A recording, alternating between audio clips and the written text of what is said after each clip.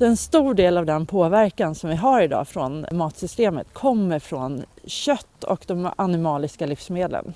I ett system som är utformat efter att producera så mycket mat som möjligt till ett så lågt pris som möjligt så tappar man väldigt mycket miljöarbete. Vad vi här i Sverige kan göra, lite förenklat då, för att indirekt påverka hungersmålet är att tänka mindre men bättre kött.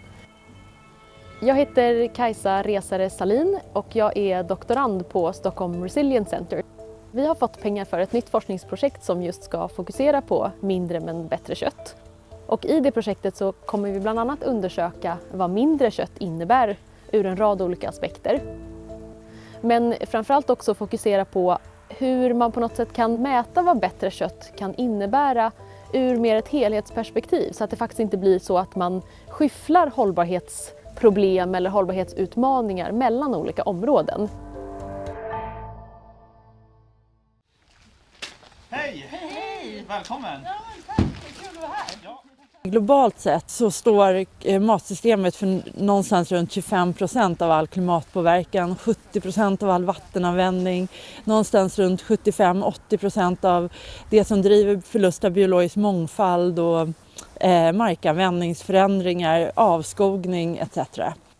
Vi i Sverige bland annat lever våra liv med ett väldigt stort överflöd som faktiskt gör att människor som behöver det här överflödet inte får liksom utrymme att öka sin levnadsstandard. Det behövs en omställning i livsmedelsproduktionen. Jag vill att vår första drivkraft ska vara att vi är en miljöaktör helt enkelt. Och enligt andra förutsättningar än de vi har idag producera mat. Vi försöker helt enkelt ta något slags vetenskapligt helhetsgrepp kring vad bättre kött kan innebära. Exempelvis kan det ju vara så att kyckling som har lägre klimatpåverkan än nötkött, det kan ju vara bättre då. Men å andra sidan så äter kyckling sånt som vi kan äta direkt. Och därför kan det vara mer ineffektivt ur markanvändningssynpunkt. Eller till exempel kor som går ut och betar har ofta en högre djurvälfärd än till exempel då kyckling och gris som föds upp ofta inomhus i mer intensiva system där djuren inte kan utöva sina naturliga beteenden på samma sätt. Det är ju liksom extremt värdefullt för oss att genomföra sådana här projekt i samarbete med sådana personer som faktiskt gör den här omställningen i praktiken. Vi har ju haft en ganska traditionell modell här att vi har varit specialiserade på att producera mjölk på gården.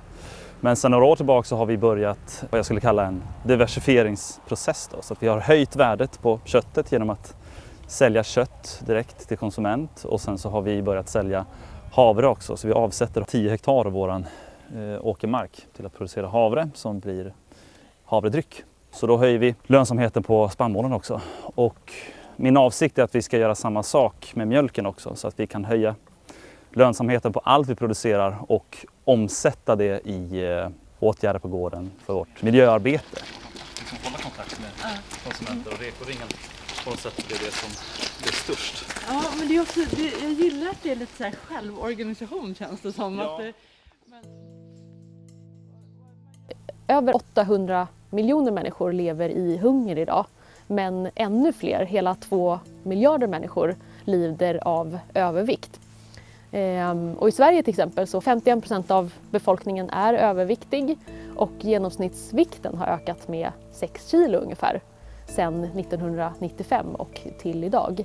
Och det är förstås inte en hållbar utveckling. Så att man då förändrar sin kost, att gå till exempel till mer växtbaserad mat och äta mer frukt och grönt, det kan vara väldigt bra både för hälsan och folkhälsan men också då för hur vi använder våra resurser. Den forskning som finns idag har räknat på hur mycket mindre kött det ryms inom det som är vårt rättvisa planetära utrymme om man säger. Och någon så här lite förenklad tumregel kan vara att man behöver ungefär halvera köttkonsumtionen. I Sverige har vi ökat vår köttkonsumtion väldigt mycket sedan 60-talet. Då åt vi ungefär 50 kilo kött per person och år. Medan vi nu äter över 80 kilo per person och år. Och mycket av det beror på att när vi gick med i EU så fick vi tillgång till mycket billigt kött. Så att även om vi minskar konsumtionen Då betyder inte det att man nedmonterar svenskt lantbruk, utan det är snarare det att man kanske kan ha en mer diversifierad produktion och ha flera ben att stå på. Men också att vi kan importera mindre kött som är producerat i andra delar av världen. I ett system som är utformat efter att producera så mycket mat som möjligt till ett så lågt pris som möjligt, så tappar man väldigt mycket miljöarbete. Och det vill jag väldigt gärna hämta tillbaka så mycket jag kan. Och vissa saker kan man placera ganska nära i tid, hoppas jag, och andra saker får man sätta i ett väldigt långt perspektiv. Men vi är på väg på flera fronter, tycker jag, redan nu.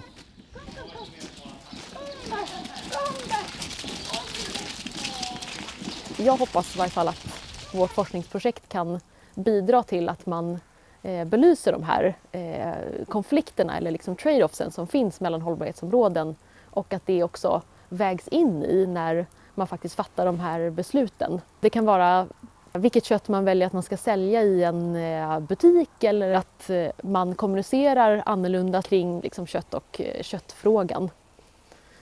Vi behöver hitta ett sätt att äta på som gör att vi liksom klarar oss inom det som planeten tål. Så hitta den här liksom goda, attraktiva och hållbara kosten. Det är en sån otroligt viktig nyckel liksom för så många av de frågor vi brottas med idag i samhället.